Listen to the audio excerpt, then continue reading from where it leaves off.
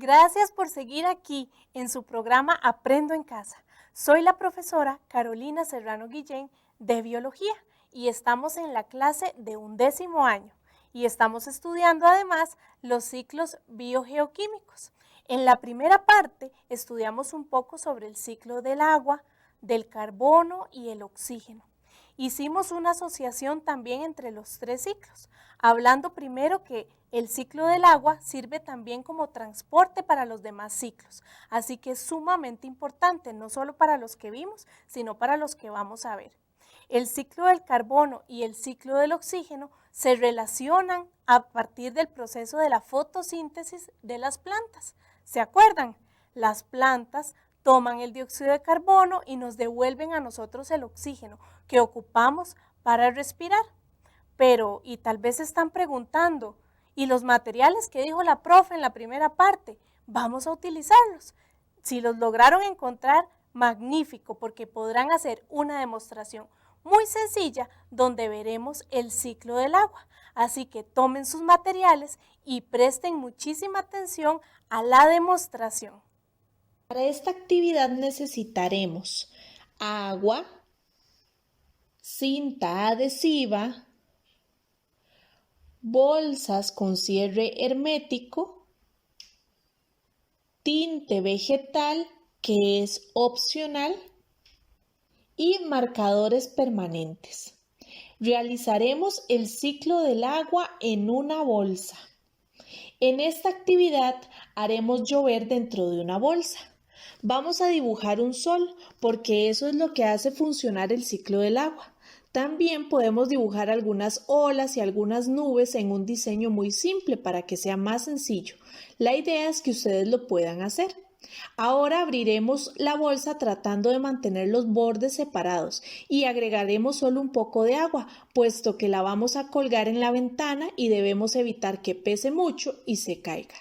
Podemos mantener el agua transparente, pero es más interesante si le agregamos colorante vegetal. De esta forma ustedes podrán hacer hipótesis sobre qué color será el agua cuando se evapora y condensa. Debemos tener cuidado de no mojar los bordes de la bolsa y poner solo algunas gotas de colorante vegetal. Cerramos la bolsa y nos aseguramos que esté bien cerrado, de lo contrario la evaporación se saldrá. Ahora pegaremos las bolsas con cinta adhesiva en la ventana y observemos lo que sucede. Como ven, es un día soleado, por lo que la evaporación ya está ocurriendo. Podemos ver las gotas en las paredes de las bolsas. Notaremos que las gotas son transparentes, es decir, solo es el agua lo que se evapora. ¿Podrían adivinar por qué sucede esto? Ahora veremos si podemos hacer llover dentro de la bolsa. Hay que tocar cuidadosamente la bolsa y algunas de las gotas se unirán y caerán. Con esta actividad ustedes pueden ver de una forma divertida el ciclo del agua en acción y les ayudará a entenderlo mejor. Les queda de tarea esta demostración si no la pudieron hacer ahorita. Puede ser que en sus casas esté lloviendo o que el día no esté tan asoleado y necesitamos del calor para que ocurra la evaporación. Espero que les haya gustado este video que me encontré en YouTube y lo utilicé para explicarles a ustedes un poquito más sencillo los procesos del ciclo del agua. A partir de este momento, entonces, arrancamos con el cuarto ciclo, el primero de los 3 de la segunda parte, y es el ciclo del azufre. Además de las características que nos comentó el profe Luis Diego, el azufre está asociado a vitaminas y hormonas, y también lo encontramos en las rocas, sedimentos oceánicos y minerales. Pero, ¿cómo será que ocurre el pasar de este elemento a través de los ecosistemas, de los seres vivos y además de los seres, o más bien de los elementos no vivos, los abióticos? Veamos cómo ocurre ahora el ciclo del azufre. El ciclo del azufre comienza en la litosfera. Los sulfatos son sales o ésteres que están presentes en el suelo. Los sulfatos también están disueltos en las aguas. Las plantas absorben los sulfatos del suelo a través de sus raíces y los incorporan a su sustancia vegetal. Ellas reducen los sulfatos a sulfuros. Una vez dentro de los vegetales, el azufre puede pasar a través de los seres vivos en las cadenas alimentarias de la naturaleza. Los animales herbívoros se alimentan de las plantas e incorporan el azufre a su cuerpo. Los carnívoros se alimentan de los herbívoros, así que la carne de estos que ya contiene azufre pasa a su propio cuerpo para contribuir a su funcionamiento. Cuando los animales mueren, los cuerpos en el suelo son aprovechados por los descomponedores, tales como bacterias y hongos. Estos desintegran los cadáveres y la materia queda reducida a partículas orgánicas. Como el azufre está presente en algunos aminoácidos del cuerpo, las bacterias del suelo lo convierten en sulfuro de hidrógeno, que se oxida para producir sulfato. Así, los sulfatos vuelven al suelo y el ciclo se completa para volver a empezar. Lo mismo ocurre con el excremento de los animales, pues también es descompuesto. Parte del azufre elemental puede incorporarse a las rocas. El sulfuro de hidrógeno es un compuesto gaseoso que es liberado durante poco tiempo a la atmósfera como resultado de la actividad de bacterias que viven en el suelo y en el agua. Las erupciones volcánicas, los incendios y la quema de combustibles fósiles son otras fuentes de sulfuro de hidrógeno que se eleva a la atmósfera. Justo en la atmósfera, el sulfuro de hidrógeno entra en contacto con el oxígeno y se oxida, lo que produce sulfatos que caen al suelo y al agua por acción de la lluvia.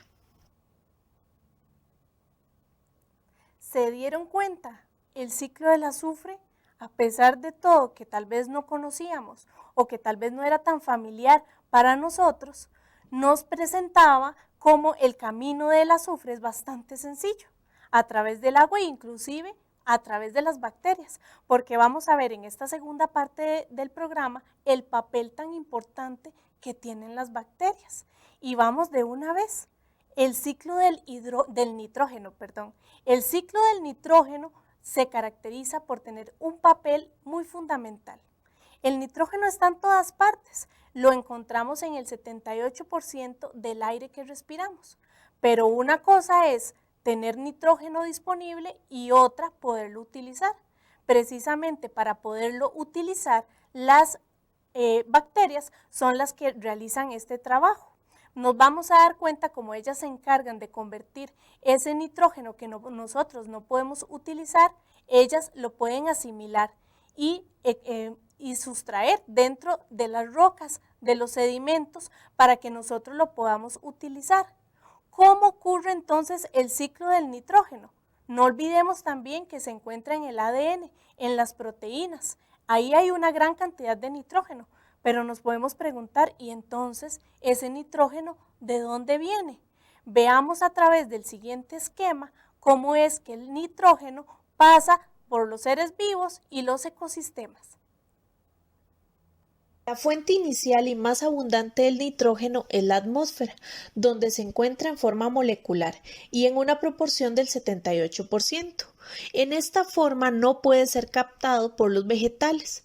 Los organismos encargados de su introducción en la biosfera son las algas y algunas bacterias. Algunas de estas se encuentran en simbiosis con plantas de la familia de las leguminosas, como el alfalfa. Por la acción de estos organismos y también por las descargas eléctricas que se producen en la atmósfera, el suelo se enriquece de compuestos inorgánicos nitrogenados. Estos compuestos, sobre todo los nitratos, son absorbidos por los vegetales, que fabrican proteínas y otras sustancias nitrogenadas. Al alimentarse los herbívoros y a través de estos los carnívoros, incorporan a su organismo el nitrógeno al suelo. Volverán los vegetales que mueren y los productos de excreción y los cuerpos muertos de los animales en procesos de descomposición de la materia orgánica. El nitrógeno volverá a incorporarse al suelo, pero ahora lo hará en forma de amoníaco. Una serie de bacterias transforman el amoníaco en nitrito otras el nitrito en nitrato y otras transforman este último en nitrógeno gaseoso, que volverá a la atmósfera para iniciar nuevamente el proceso. ¿Se imaginaron ese proceso del nitrógeno? Porque nosotros podemos estar, por ejemplo, en una pradera cerca de nuestra casa, inclusive en el patio, y no nos damos cuenta de todos los elementos que están fluyendo mientras nosotros estamos ahí. ¿Qué les parece entonces si pasamos al siguiente ciclo? Este ciclo es el ciclo del fósforo. Es un ciclo muy particular. El fósforo es un elemento esencial en los seres vivos, ya que también forma parte del ADN, pero tiene una particularidad. El azufre no lo encontramos en forma gaseosa. Entonces, ¿cómo será que el fósforo logra pasar a través de los seres vivos, los niveles tróficos y los ecosistemas? Presten mucha atención y tomen nota a cómo ocurre el ciclo del fósforo. El ciclo del fósforo es lento en comparación con otros ciclos biogeoquímicos, como los que ya vimos. En la naturaleza, el fósforo se encuentra sobre todo en forma de iones fosfato. Los compuestos fosfatados se encuentran en las rocas sedimentarias y a medida que éstas se meteorizan o desgastan a lo largo del tiempo, el fósforo que contienen se filtra lentamente hacia el suelo y las aguas superficiales. La ceniza volcánica, los aerosoles y el polvo mineral también pueden ser fuentes significativas de fosfatos, aunque el fósforo no tiene realmente una fase gaseosa, como el carbono, el nitrógeno y el azufre. Las plantas pueden absorber los compuestos fosfatados del suelo y transferirlo a los animales que las comen. Cuando las plantas y los animales excretan desechos o mueren, los fosfatos pueden ser absorbidos por los organismos detritívoros o regresar al suelo. Los compuestos fosfatados también pueden ser transportados en los escurrimientos hacia los ríos, lagos y océanos, donde son absorbidos por los organismos acuáticos. Cuando los compuestos fosfatados de los cuerpos o desechos de los organismos marinos se hunden hasta el suelo oceánico, forman nuevas capas sedimentarias. Con el transcurso de largos periodos de tiempo, la roca sedimentaria fosfatada puede moverse del océano a la tierra mediante un proceso geológico llamado levantamiento.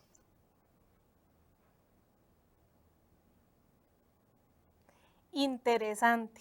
Tal vez no nos imaginábamos o no captábamos cómo un elemento podría pasar a través de los seres vivos y las cadenas tróficas sin pasar por la atmósfera o por el aire, ¿cierto? Pero ya vieron que es muy interesante. El ciclo del fósforo es muy importante. Ahora, logré explicarles el ciclo del nitrógeno y el fósforo seguidos por un motivo. Es importante aquí que yo haga un análisis de qué ocurre cuando estos elementos se encuentran en exceso en la atmósfera. Por eso quiero que observen la siguiente imagen y escuchen lo que les voy a explicar. Es el proceso de la eutrofización. La mayoría de fertilizantes que se utilizan en la agricultura, en los huertos o en los jardines, llegan a través de escurrimientos superficiales a los ecosistemas. Este proceso puede provocar el crecimiento excesivo de algas y otros microorganismos. Véanlo como se ve en la imagen. Este es el proceso que se conoce como eutrofización. Aunque en apariencia parece un proceso natural, es muy perjudicial en los ecosistemas acuáticos. El exceso de las algas produce exceso de sustancias tóxicas. Cuando las algas mueren y los microorganismos se encargan de la descomposición, utilizan gran cantidad de oxígeno, o sea, le roban el oxígeno al agua. De esta forma, muchas especies, como los peces y moluscos, mueren por hipoxia, es decir, por falta de oxígeno. A estas regiones se les llama zonas muertas y son más comunes cerca de lugares industrializados. Muy bien, muchachos y muchachas. Ya una vez claro y analizado un poco estos ciclos, detengámonos a pensar en una cosa. ¿Se acuerdan que al inicio nos preguntamos Nosotros afectamos los ciclos biogeoquímicos con nuestras acciones. Nos hemos puesto a analizar qué hacemos nosotros en nuestra cotidianidad y que tal vez estamos entorpeciendo el proceso natural de algún elemento, de algún ciclo.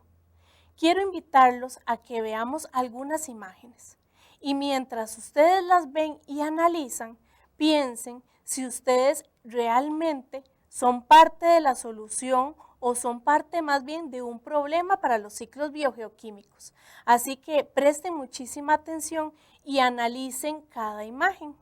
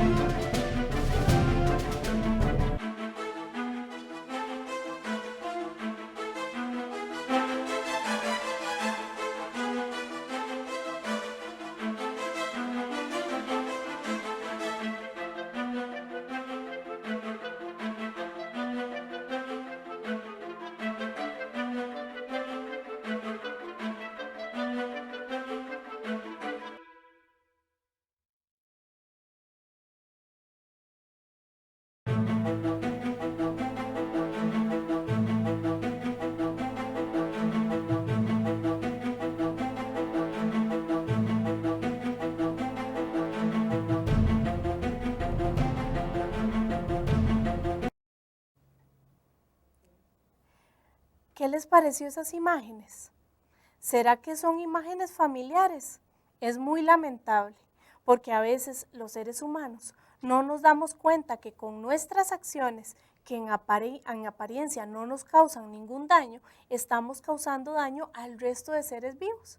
Y como hemos estado analizando en esta clase, por ejemplo, las plantas son muy importantes dentro de los procesos de los ciclos biogeoquímicos.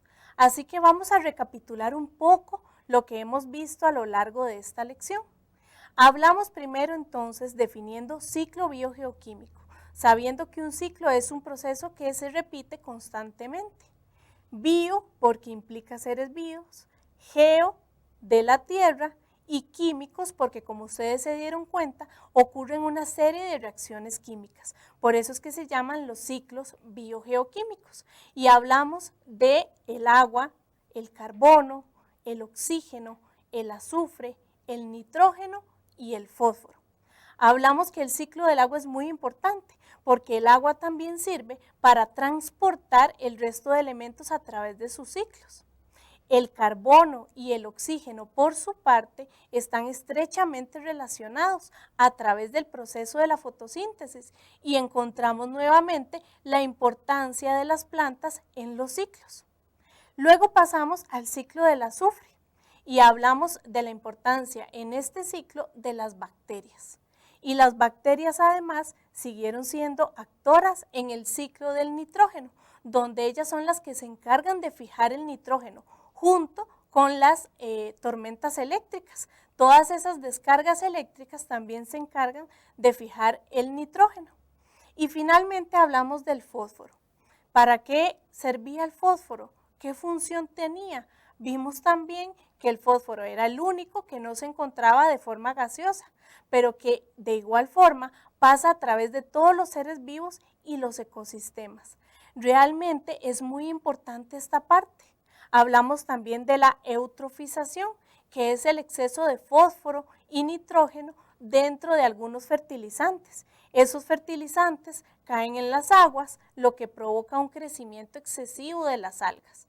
Las algas mueren, los microorganismos las descomponen y para descomponerlas utilizan el oxígeno del agua. ¿Y qué pasa si le robamos el oxígeno al agua? Pues los ecosistemas acuáticos se ven perjudicados, ya que mueren por hipoxia, es decir, por falta de oxígeno. Y finalmente hicimos un poquito de conciencia de cómo nuestras actividades están ocasionando problemas a la humanidad a nivel del medio ambiente, porque estamos entorpeciendo con nuestras actividades los ciclos naturales de estos bioelementos que acabamos de ver. Así que, como se dieron cuenta, ha sido una lección de muchísimo provecho, pero también es muy importante que hagamos una autoevaluación y analicemos un poquito lo que ha significado este proceso, desde la primera parte del programa hasta la última. Así que hagamos una autoevaluación. Llegamos al proceso de la autoevaluación. Este proceso en la educación a distancia es muy importante. Es la valoración propia de los aprendizajes adquiridos, en este caso por medio de las guías de trabajo autónomo y este nuevo recurso del programa Aprendo en Casa. Al inicio de la clase formulamos unas preguntas que fuimos contestando en el desarrollo de esta lección. Anotaste lo más importante en cada etapa y actividad. Es importante siempre conocer cuánto aprendí hoy, qué de todo lo que estudiamos hoy recordaba, cuáles fueron esos nuevos conocimientos que adquirí. Anota esos conocimientos que ya sabías, los que recordaste y los nuevos. Pero hay algo más en esta nueva experiencia. Escribí la respuesta a esta pregunta.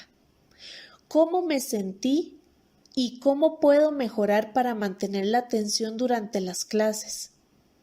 Esta semana es el inicio de una nueva aventura, recibir clases a través de la televisión, y es importante descubrir cómo aprovechar al máximo este valioso recurso.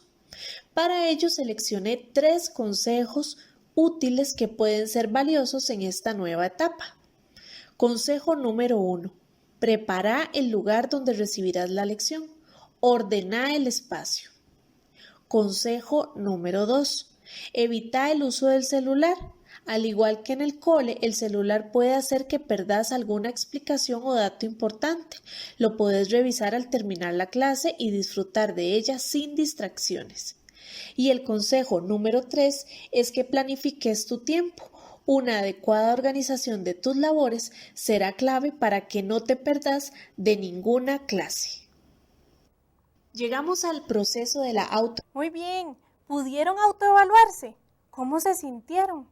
Anoten todo eso ahí porque es muy importante. Como les decía al inicio en la primera parte del programa, toda esta experiencia tendrá recuerdos hermosos. A pesar de que estamos viviendo una crisis, pues esto es algo positivo.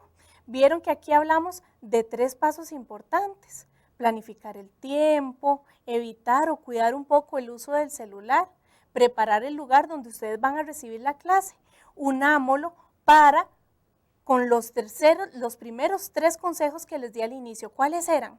El lavado de manos, muy bien, preparar el cuaderno y con qué anotar, y también invitar a sus familias. Esperamos que de verdad estos procesos les vayan a ayudar en el proceso de aprendizaje de ustedes. Ustedes que ya son los más grandes del cole, los que ya van saliendo, que de verdad se lleven los mejores aprendizajes en el recuerdo de su último año. Para las próximas lecciones vamos a seguir enlazando estos temas que vimos hoy. ¿Se acuerdan que les expliqué la importancia de las plantas y del proceso de la fotosíntesis y la respiración celular para poder enlazar y poder ayudar o complementar estos ciclos biogeoquímicos? Pues la próxima vez que nos veamos vamos a hablar más a fondo del proceso de la fotosíntesis y también de la respiración celular. No se lo pueden perder. Va a ser muy importante y de mucho provecho que ustedes logren hacer la conexión de todo lo que hemos visto hoy junto a lo que vamos a ver la próxima vez, que será, ya saben, fotosíntesis y respiración celular. Anótenlo ahí para que no se les vaya a olvidar y estén atentos a cuando sea la próxima lección de biología. Llegamos al final de este programa de biología para un 10º año en el tema de ciclos biogeoquímicos. Espero que lo hayan disfrutado tanto como yo. Les invito a que puedan seguir disfrutando y fortaleciendo sus conocimientos a través de este programa de Aprendo en Casa. Repasen todo lo aprendido y también complementenlo con todo lo que ustedes trabajan en las guías de trabajo autónomo. Espero que mi compañía haya sido de mucha importancia y de su agrado para continuar con el estudio de la biología. No olviden tener a mano el cuaderno de apuntes, pero sobre todo una actitud positiva. Juntos saldremos adelante. Mi nombre es Carolina Serrano Guillén, su profesora de biología, y me despido con la siguiente frase. La ciencia es bella y por esa belleza que debemos trabajar en ella, quizás algún día un descubrimiento científico como el radio puede llegar a beneficiar a toda la humanidad. Marie Curie. Hasta pronto.